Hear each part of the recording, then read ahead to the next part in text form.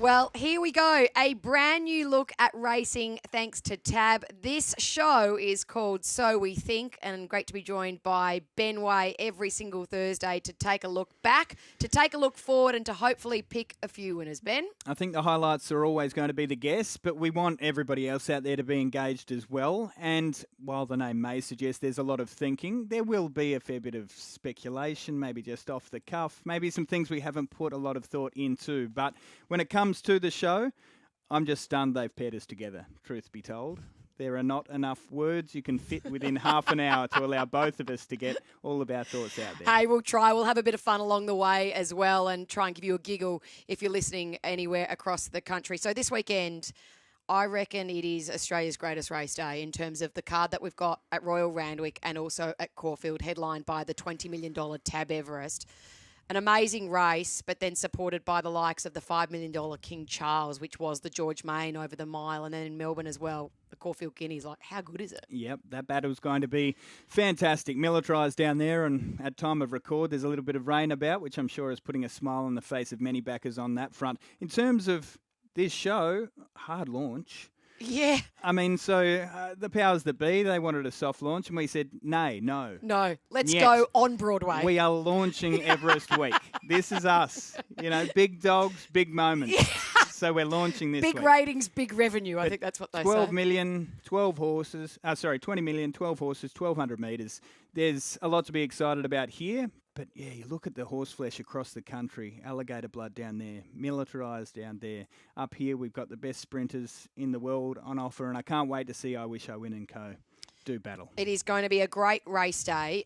Let's go back and review our favourite Everests of all time. I have set you the task of ranking your top 5 Everests. Now, the criteria was loose, but you've gone your own way. There was none.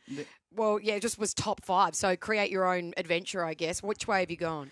So, for one, this is exciting because we actually get to talk about the history of the Everest. How have we got to the 7th edition? Yeah, I know. It's just snuck up like that. I feel like it was yesterday we had the first one. So, questions to you first. So, is it based on best horse? On that, ratings-wise, Nature Strip. Yep. Fastest horse over 1,200. Fastest over the Randwick 1,200 ever. Yes. Biggest margin, Classic Legend.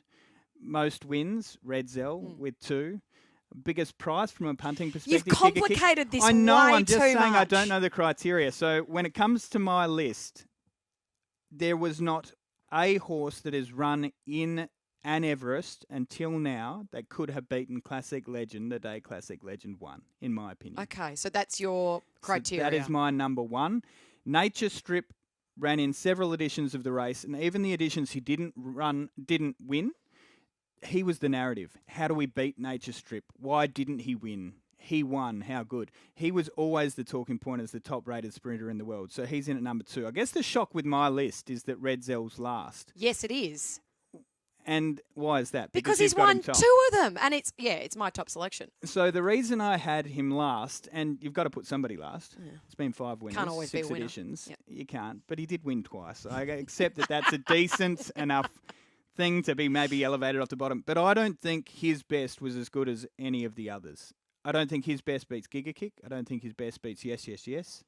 Nature Strip Classic. Harsh? I can only imagine how much time you spent at night thinking about this because you've delved into some real dark places there. So I had Redzell on top for the pure fact that he won 2 of them, on speed, tough, like that's how you want to win a race. So you put right? in limited research is what you're saying? No, not at all. Yeah. And Triple Crown syndications, I think that's it's syndicator's dream to win an Everest. I mean, people thought when this concept initially was idealised, came about, that this was going to be a play for the rich. Not at all. These guys were syndicated. So Redzell at the top for me. Nature Strip number 2, $20 million in prize money. As you said, world's top-rated sprinter. A very difficult horse at times. So went through 5 different trainers. Not the easiest horse. A 9-time Group 1 winner. Giga Kick for me because I think history will show in the future for him to be a freak and a superstar, and also the way he won it as an undefeated 3-year-old. Yes for the time, and the Stallion prospect afterwards, and then Classic Legend number 5 for me. Beautiful grey. I know he was the fave. He won the shorts. Kieran McAvoy rode him to perfection again that day. That's my top 5. Do you agree, though, that his best was better than the rest? maybe Nature Strip might be the one. I reckon Nature Strip might have pushed the boat out there. If the 5 of them raced. Oh, wow. Well, I mean, now you're really delving into some deep areas. If the 5 of them were to race... Does Redzel win? No. Well, he shouldn't be. Oh, for God's sake. Your beauty. There's the top 5. If you've got thoughts at home as to what the top 5 Everest winners are of all time, let us know via social media. Geez, it's a big discussion. We've got a guest. Well, Ben, one jockey who's had immeasurable success in the Everest so far is Kieran McAvoy, and he joins us on the show. 6 rides to date, Kieran, 3 wins. It's a race that's been very kind to you in the years gone by. Yeah, it has. It's been a bit of a whirlwind to think back to those early days. The race has just kept growing and growing, as a lot of people have said in the past few days. And it's been an amazing journey, that's for sure. Pretty proud to have been able to snare 3 of them. I must admit, it's been really exciting, and I'm really pleased to have been able to get another ride and compete in again this year. It's a very competitive jockey room, and we quite often have internationals making their way down for the carnival as well. I can't help but think you might have run your race a little bit. There won't be too many in that room who are happy for him if he wins That's again. True. Don't you think? If you suddenly get 4, I think that's borderline greedy. Can I actually just mention this? I was with your beautiful wife on Monday, and I said to her, what would another Everest mean to you guys if your husband was to ride another winner on Saturday? She goes, well, it's perfect. It equals out the mantelpiece on each side. Yeah, fair. If that's the priority. But I think you can share them around if that's all right, Karen, after this one. It was quite funny when I did a rock climbing thing a couple of days ago with Nash, and up the wall we went anyway. Nash beat me, and I'm in a chat with a few of the boys, and Huey Bowman said, McAvoy's in no hurry. He's got a few of those at home already. Because when we had to get to the top first to touch the trophy. And Bowman said, McAvoy's in no hurry. He's got a few of those. All right, you've got a live chance as well. A very, I think it's fair to say, enigmatic course. We don't entirely know what we're going to get, but off the back of what we saw in the slipper, we do know the top end ability would have Shinzo right in the race. Yeah, I've ridden him a bit this preparation. I still think you can put a line through his last run, and in my opinion, he's still a class individual. He's a quality colt, and brilliant winner of a golden slipper, and beating Cylinder in nice fashion. And everything points to him being in really good order. I know Chris and Charlie and his team are delighted with him. I've ridden him probably 4 or 5 times the last couple of weeks, and I'm really happy with where the horse is at. So. He's obviously in a fantastic lineup, but the horse himself, I think, can really make his presence felt. And the closer I get to the race, the more excited I get, and I think he can run a great race.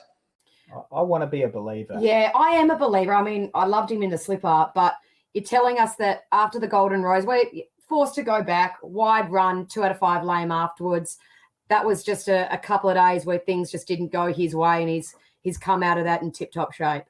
Yeah, I definitely, the way it panned out, the way the race shape evolved, and positioning and running.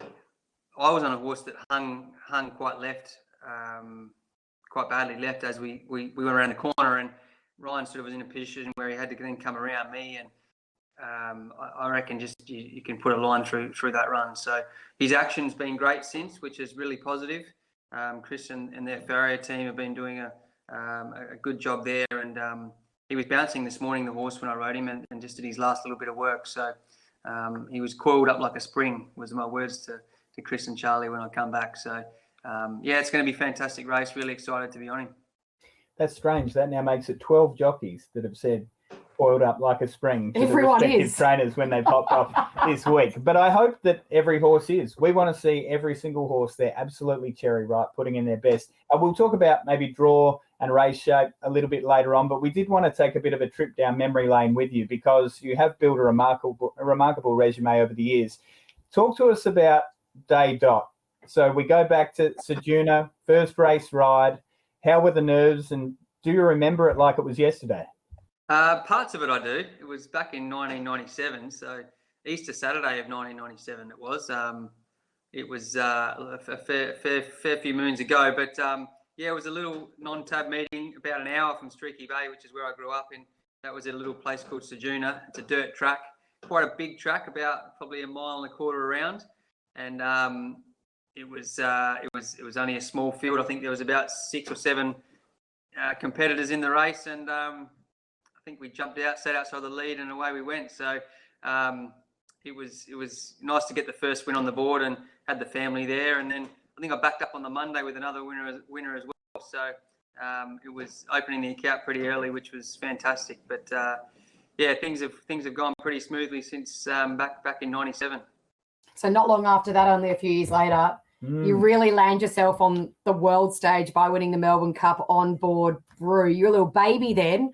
Now you look at your resume and, you're well over 75 Group 1s all up. That day, take us through the moment where you first passed the post in the race that stops the nation. Yeah, it's remarkable. Look back now, and I started in '97 and then sort of got jettisoned to Melbourne '98.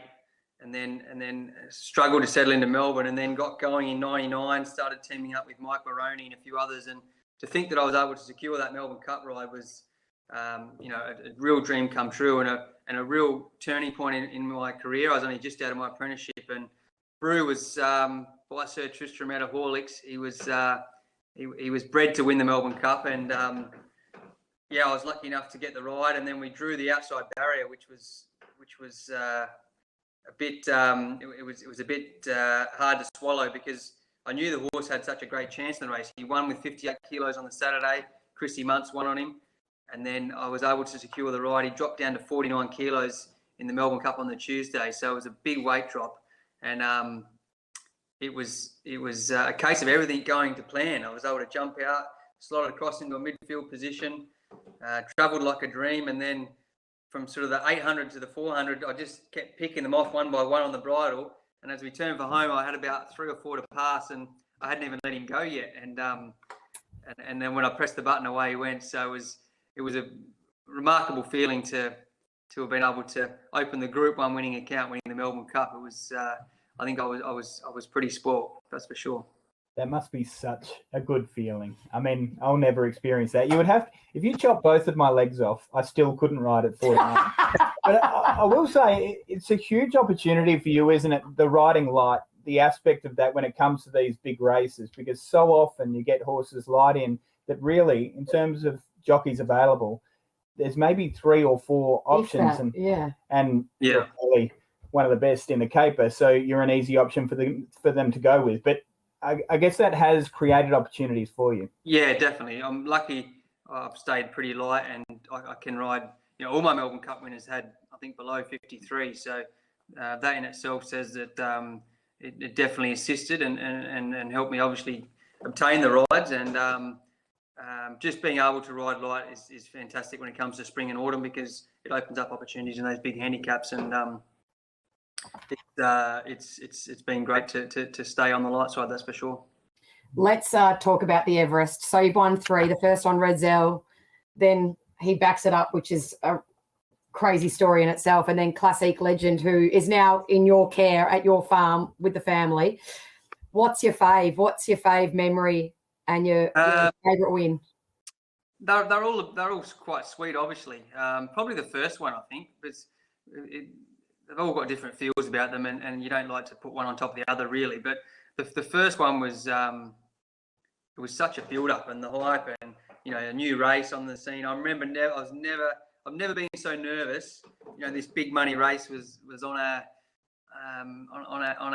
shores, and it was quite overwhelming, actually, the lead up. And once I got on the back of Redzel going to the gates, I was fine then, but just the lead up was astronomical in regards to pressure. And the day itself has continued to grow and grow, but just the Snowdens were fantastic. They were so good at being patient with Redzel and just build him up from a young horse all the way through to the horse just kept building and getting better and stronger, and I suppose gaining more confidence through the ranks as he started winning from those early years. And he kept going to a new level, and there was a bit of rain around that day that he won. That might have been his second one, but anyway, the day that he won his first one, we jumped out from a good stall, and Hootson was an inside draw. I think it drew one with Jeff Lloyd on, and Redzel was always quite quick out, and it just worked out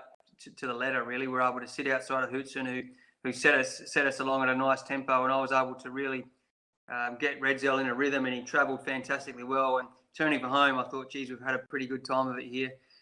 Pressed the button and away he went, and first Everest done and dusted. It was a pretty good feeling to have been able to get him across the line for the Snowdens, who had been part of my career since I moved back here in Australia with Darley and Godolphin, and for the Triple Crown and their big syndications. It was fantastic to have a huge bunch of owners, living it up when I come back to scale on Redzel.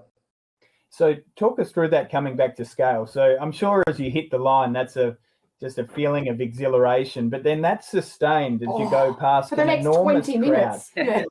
Talk us through that feeling of walking back with the crowd off to your left as you're making your way through and into the winner's enclosure there.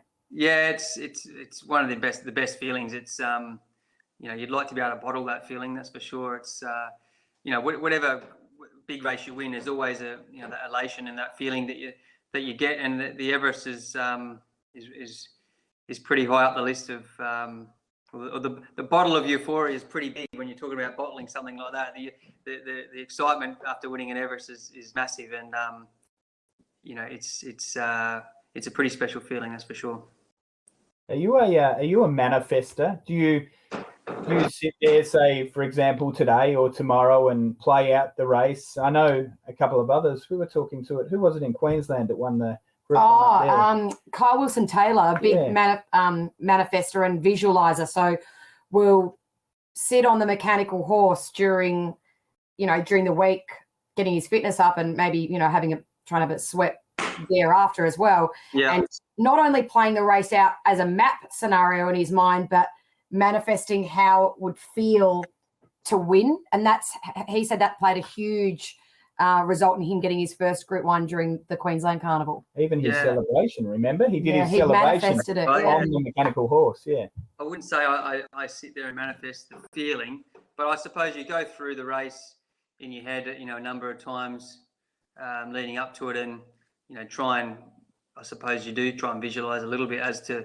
where you might be in the run and where the opposition, and it's sort of quite, that first furlong is always obviously key no matter what race you're in, so you're competing in, so just trying to get your head around how it might play out there through the first furlong, and I try not to sort of overthink it too much as well. If you spend 6 hours of your Friday thinking about one race, then you're going to end up fried. So you get it all set. Everyone has different routines, and then bang, bang, bang, you get to Everest Day. You go through the card, and then you have a quick look there as you're getting ready for the main race. I think, as J-Mac said in an interview somewhere, it goes pretty deathly quiet in the lead up. There's usually a bit of banter, this, that, and the other during the day's play, but those final 10 minutes before you go out, it quietens down a bit, and everyone switches on. So it's that's the way I like to do it anyway. And it's game on, and everything can change in a heartbeat once the gates open. But it's good to go out there, with a bit of a plan for sure. Can we kind of do it? What? Visualize it. Yeah, I kind of want to. I think we can do this with Karen here, okay. even if it's just quickly. So, for example, gates are about to open, Karen. Yep. Talk us through the start and where you're looking to get to. Should I close my eyes and take myself to Randwick? Yeah. Well, first thing is you've got to obviously have your horse standing up, so you're really in tune, and you've got your hands and your rein set, your cores engaged, you're breathing, you're relaxing yourself, and you're mindful of your horse in front of you, what your horse is doing, what its ears are doing, where's its nose positioned. Because if they turn their head to the side, then that can be missing the kick by half a length. So you from the time you enter the gates or the time you get on your horse, you're actually getting a feel off your horse as to what sort of mindset he's in. Standing up and being ready to go is the first port of call, and that's when your senses are really heightened as the last one's going in. And the gates open, and then, for instance, on Saturday I've got Think About It drawn just to my inside. and obviously Overpass is drawn under him. And then I've got Cylinder, Espiona, I Wish I Win drawn 1. So, without having gone through the race completely, I'd say that I'm going to be somewhere hopefully near the back of Think About It. I like the way Ryan was able to use the inside draw and the slipper, and he actually chased along behind that quick speed in the Golden Slipper on Shinzo. So I'd like to be midfield basically. And if I'm just one off the fence, I think being able to build and flow into the race is going to be key. Similar to how Ryan rode him in the slipper, he was able to just build without getting any interrupted run is going to be vital. So it's going to be interesting to see what a few of the horses do on my outside. You've got In Secret drawn wide. Marzu Z needs some cover. Who else is there? The Alcohol Free. I'd like to think that Alcohol Free goes forward a bit with Willow on. So really interesting lineup. I think I would have liked to have seen Overpass draw out a little bit. It would have just changed the dynamic of the race a little bit. So for my sake and a few others, hopefully they just don't sit up and we canter along and then Overpass is too hard to catch. So, but that's part of horse racing. That's why everyone's so intrigued by it. That was epic. I absolutely loved it. I must say, just on Overpass, I know you're not riding him, but I feel as though he has a bit of a Redzel feel to him. I don't want to talk down Redzel. He's a champion, won the race twice and plenty of other races along the way. But I always felt like there were probably others in the race with higher top-end ability.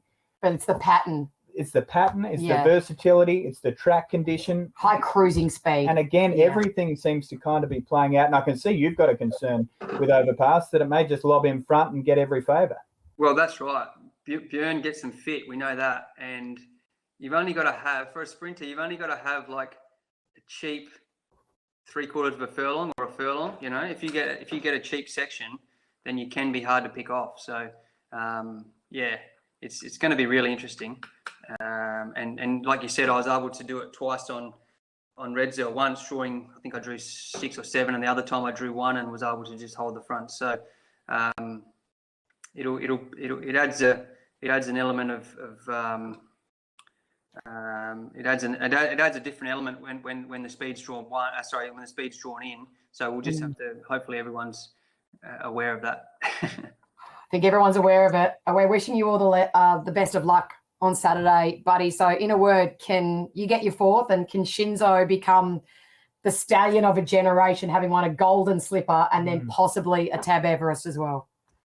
I think the horse is going as well as he can, and it wouldn't surprise me at all to see him run somewhere in the 1, 2, 3. So, I've got a lot of respect for the whole field. And I'm not going to sit here and say he can just go and win, because that'd be crazy. But I know the horse is going great, and I wouldn't write him off after that last run. So fingers crossed. 2 things to finish off. 1, we'll be cheering for you. And 2, we've said that to every jockey we've chatted to over the course of the past week. But we mean it with you, mate. Thanks for coming on. No worries, guys. Thanks for having me. Enjoy. 3-time Everest winner Kieran McAvoy joining us on So We Think. Time for the head-to-head, where we take a key matchup from the race day and pick apart the biggest competitors in it. And we have to go with the Everest this week, Ben. And 2 at the top of the betting there in I Wish I Win and Think About It. So after the barrier draw on Tuesday night, we thought that we might have a shortener, a firmer out of these 2. Not the case. They've both kind of stayed the same, if not drifted. And now we have $5 the field.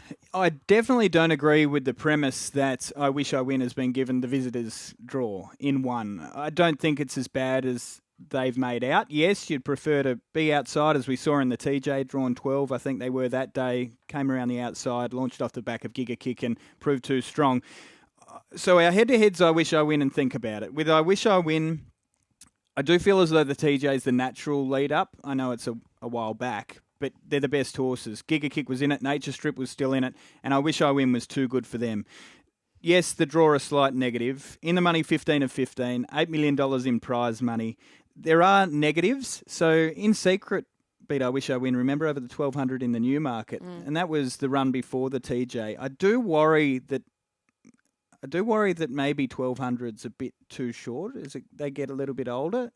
So that's probably my one conviction, but maybe the same thing could be said for Think About It, because Think About It's one Group 1's out to 1,400 too. The concern for me with I Wish I Win is the programming as such. Like, I know Moods is a genius, but the dropping from the 14 in the Memsie where he ran third with a big gap in between runs to come back to the 6 at Royal Randwick in a high-pressure race. Like, you'll have a fitness edge, I guess, having raced over the 14, but that's a long while ago. So He's by Savabeel. He's won a Golden Eagle at 1,500. Going to get 2,000 in time, you'd think. If the Everest wasn't a thing, there's no way this is the prep, I don't think. I mean, Moods may come out and say Ben's an idiot if he listened to me. I doubt he would.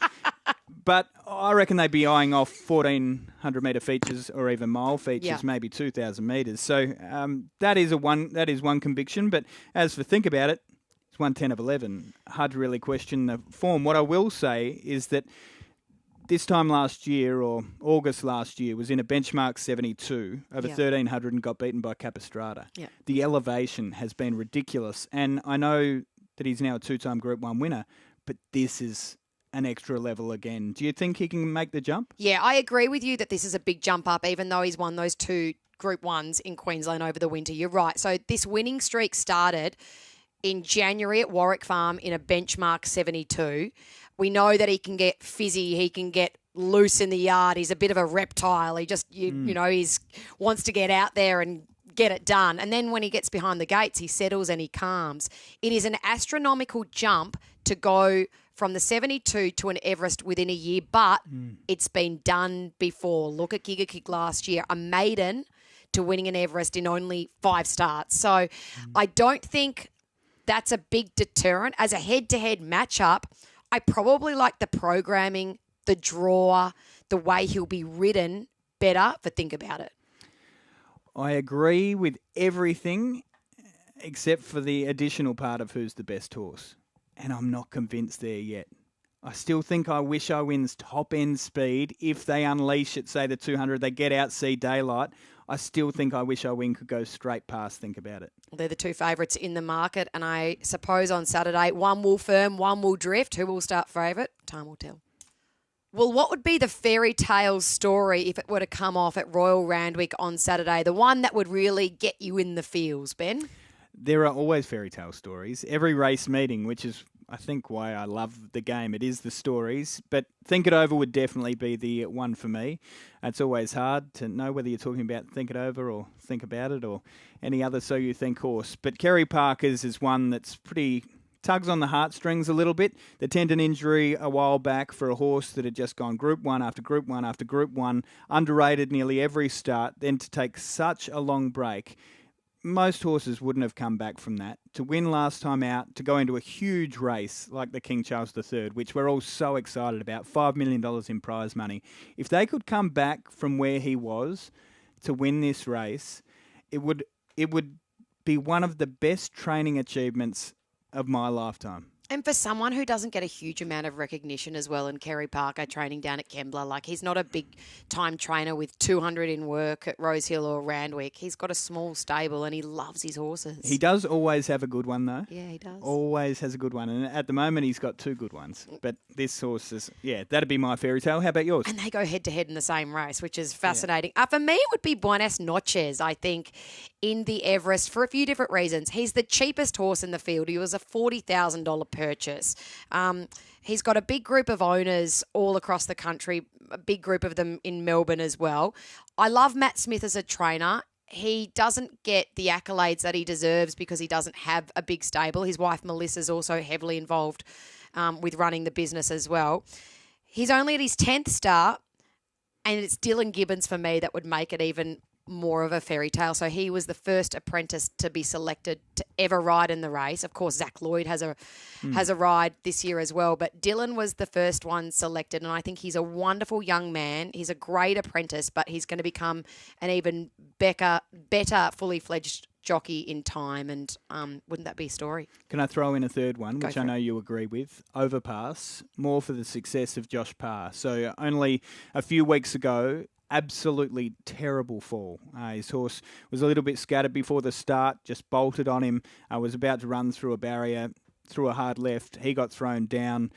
A small bleed on the brain, terrible concussion, had no idea how he'd got there. Now suddenly he's back a few weeks later and contesting an Everest. And I just want to throw in too the loyalty of the owners and Björn, because they could have said this is not the ideal lead up to an Everest, and they've stuck true with one of the best front-running riders in the country. And one of the nicest guys as well. Can you imagine the party if Overpass were to win? Björn and Josh and the Ram Racing crew would be turning things up a notch in Sydney. Björn will win that party. He'll win that race. Correct. It'll be daylight second, but it would be a fairy tale if they won. Tell us about a Blue Blood racing on Saturday, Ben. Either one with big breeding or who had a big price tag. Yeah, so across, when you got races of this calibre, you're always going to have some well-bred commodities in there. But this, we don't want to focus necessarily on the biggest races. It's a chance to highlight other horses across the card. And one of those is Snowman. So for those who've done their form, you would have seen Riff Rocker come out and absolutely bolt him down south last week with James McDonald in the saddle for Chris Waller. He also has Snowman. In terms of the breeding, they genuinely don't get too much better than this. By the champion sire in Schnitzel. And then when you have a look at the dam, you might see, we'll have a look at Woman's debut win. She wins by 2 at Canterbury. But that doesn't tell the whole story. She's only had a limited preparation, has then had a year off the scene, changed stables, big hiccup, never really bounced back. So we never got to see the best of her. But when you have a look at her breeding, so she's by Frankel. So the greatest that we've ever seen, with all due respect to Bruce and the Wenks lovers, I have Frankel top. Yep. But he's the siren. More Joyous was her dam. So she was ridiculously well bred. So when you have a look at the bloodlines for this horse, Snowman, you've got Schnitzel, Frankel and More Joyous. How's he not going to be a star? I will say the first few runs of his career left a little bit to be desired. But that said, as soon as they got up in trip, we started to see the best of him. And now we've seen the form Frank. So that is one that certainly caught my eye for the breeding buffs out there. That he's in the gloaming. The market heading towards Tom Kitten at the moment, I reckon he's pretty short. I reckon there should be, greater room there at the top. Okay, yeah, well, I have Tom Kitten on top. I think Tom Kitten will be winning and will go down to Melbourne and take out better races down there, or bigger races, I should say. But I do think that Snowman is maybe a touch on the forgotten side price-wise. So you never know. Chris Waller's capable of great things. It's hard to believe that a show in its infancy, week 1, show 1, has already had a copyright infringement. The lawyers have been in contact and a segment has been pulled. Pulled might be a stretch, adapted, because as it turns out, there's another show, an award-winning show. Soon to be. Yes. Soon to be, yep. That had a segment remarkably similar called What's in a Name. Yeah, Horses for Courses on 7 Plus and 7 Mate as well. I didn't know you were going to plug that. Friday and Saturdays. Right. Basically where we ask what's in a name of a horse. Weird, wacky, wonderful, or really well thought out. So I did say we can't call it that, but let's go with naming rights, because I do love horses who are super well named and the owners who have put the time and the effort to think about it correctly. As you know, on a Saturday, I'm paid to essentially do the tab markets on 7. And rather than reading the prices, I often just confuse myself a little bit and start telling stories about how horses are named. Good. Instead, I just can't focus for 45 seconds just on prices. On a Wednesday, they give me free rein. Yeah, it's loose. Yeah, I can just talk as long as I like about it. Well, this is one you did find on a Wednesday. Exactly. Who raced at the Kenzo a couple of weeks back and goes around on Saturday. Body Bob. And you loved this horse, partially for trainers' involvement, but also the naming as well. So after legendary Souths captain Bobby McCarthy. Well, speaking of copyright infringement, so his nickname was The Body, just like Al McPherson's was The Body, and mine. Funnily enough, yeah. So that was his nickname. The owners drink with Body Bob regularly at the surf club there at Coogee. So as a result, they've named their horse Body Bob, which I think is fantastic. He's won his past 4 starts, 2 of them in the city. Pat Murphy getting city winners is just so exciting. He's one of the nicest blokes. And just a little snippet from a Wednesday. We have a ground producer who goes out and gets everyone and brings them over for the interviews, because God forbid I have to walk to get them. He's so lazy. And so they bring the trainer over, and usually, it's Pete and Paul Snowden and it's Team Hawks. The big guys. It's Adrian Bott and this, and our producers wandered over and said, "Excuse me, Pat, can we take you for an interview?" Could not have been more shocked. He looked around. Are you talking to me? Are you talking to me? And so he's made his way out there, and he felt a little bit embarrassed that he was the one that had been picked out of the group to come out and have a chat. And then he's come out and won, Body Bob. And it was so exciting post-race. I said to him, I'm so proud of you and happy for you. And he just absolutely loves the horse. So when it comes to, what's in a name, or what was it? Naming rights. Body Bob is the one this week. Well, going around race 2 at Randwick tomorrow, can you imagine, Pat, if he were to get a winner on Everest Day? I want to be at that party. Before we get to our all-important tips, we've got to... Download the Tab app. Yep. For one, and get to our predictions. Grand predictions they are. Yes. So maybe an early crow as to what will happen over the course of the weekend. The headline in the paper Monday morning. You're not allowed to say early crow. That's another copyright infringement on the Behind the Gates team on a Saturday morning. Yeah, but we're all family here. Yeah, it doesn't matter. conceptually we have stolen this, and I'm glad you made that clear. So this is where we essentially say, what is the headline going to be on Sunday, but we're picking it today. Yeah. This won't be a headline because it's not newsworthy enough. But my big Jeez, it's claim... wordy as well. It is. Well, it's me. My big prediction is that visiting jockeys will ride more winners at Randwick on Saturday than Sydney's regulars. I need a lot to go right. Purton, Bowman, Williams, Carr, Benno, Nolan. Zaki. Nolan, I wish I win. Ooh, it's a nice one. At first you were like, there are not enough. And now that you've sort of gone through the list, you're thinking, he's half a chance. I still need a lot to go right. I reckon Zach needs to strike on one at odds, and then suddenly I'm in the game. Fascinating stuff. Yeah. What's yours? Mine is one that will definitely please a lot of people, and I think we're going to see the biggest crowd ever at Randwick. So Royal Randwick rocking with biggest crowd ever. Do you have any statistical thing to back this up? Last year on Everest Day, we were at 45, weren't we? They're saying that we could get up to 50,000 people at Randwick. So wait a Saturday. minute, biggest Everest crowd or biggest crowd ever Biggest at crowd Randwick? ever at Randwick. Do you know what the biggest crowd ever is? Not 50,000. This is just a big statement, Yeah. baseless. Yeah. Love it. Grand. All I know is Baseless and big. I big know and that bold. 2 people will be there at least, and that's us. Yep. And that place is going to be heaving. Post Everest, Oh, when the don't. music starts, could be one of my favourite times of the year, apart from maybe the race itself. It's going to be so good. When we were there only a few weeks ago and we were doing Epsom Day and Havana Brown was playing, Yes. we needed to get a beverage quick smart to be able to fit in with that crowd. Who did I think Havana Brown was? I don't. Is someone related to Corey Brown? Yeah, no, I didn't. I wasn't quite down with the Yeah, you're the a cool, youngsters. you're a cool cat, mate. It's a bit of a shame. But that's okay. We've got plenty more to do, haven't we? Time to find a few winners for Saturday, particularly at Royal Randwick, and we've got a sponsor. We certainly do. So for those who are unaware, Bet's friends on the Tab app have been good enough to sponsor this segment. They kind of had to, being a Tab show. Yeah. But that said, if you get the opportunity, there are different groups there. So the way that you do it, you set up a profile, then there are different groups. Black Bookers may or may not have a group there. I may or may not tip into it. But you can also set up your own, and you can say to your friends, hey, come and join my group. You can see what my selections are. If you tip like me, you probably don't want to do that. You could end up friendless. But it's a really good concept. And there's a chance there too, if you don't like the tip or it goes, terribly, you can post emojis as Give your comments. feedback. We don't allow actual comments yet because it would be too abusive. Yeah. But the occasional, poo emoji pops up on thumbs mine. up. Some thumbs up, a few flames. Love hearts. Yeah, the occasional love heart eyes, Yeah, which I I love that. take as, Ben, you're my favourite. Yeah. But either way, make sure to join it. So Bet's friends on the Tab app, you can do it for free. Yep, if you're having a wager on the weekend, please do so And you are? responsibly. I definitely am. It's a great market to have a bet in. Let's take a look at my best for the weekend. I think it's Arctic Glamour in the Reginald Allen for the listed filly, the listed race for the 3-year-old fillies. She's on a path to head to the 1,000 Guineas. Yep. I loved her last start win. Yeah. 4-length victory for the Ryan Alexio stable.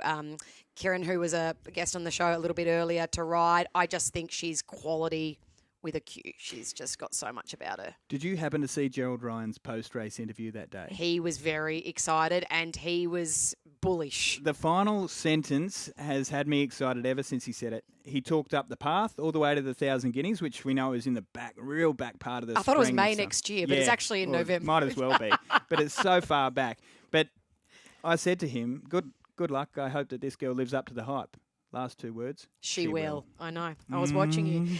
So good. My value bet on the card will be Kovalika in the King Charles III, around the really fast sectionals that we saw in the Epsom, Waller and Berry combining again. The draw is a little bit sticky, obviously, but he's got that great turn of speed at the end of his races where I think he'll be in the finish. So that's an each-way play for me. In the Everest, I am with Overpass. Oh. I think he'll stick out in front. He'll be too quick for them. If he gets challenged slightly to the left by something, maybe cylinder or alcohol-free, the pace will be on, but he'll be able to sustain that gallop. And I would love to see Josh Parr get a big win after everything that he's been through. My tip in the King Charles, Fangirl, I reckon she's made great improvement out of the 7 stakes, and J-Mac back with her as well. And then in the Guineas, now that we've had that rain in Melbourne, I am all in with Militarize, a 3-time Group 1 winner. So I think the SF will stand up down in Melbourne. I regret sending through the tips yesterday. Do you? I do, because the rain has caused fear in me as well.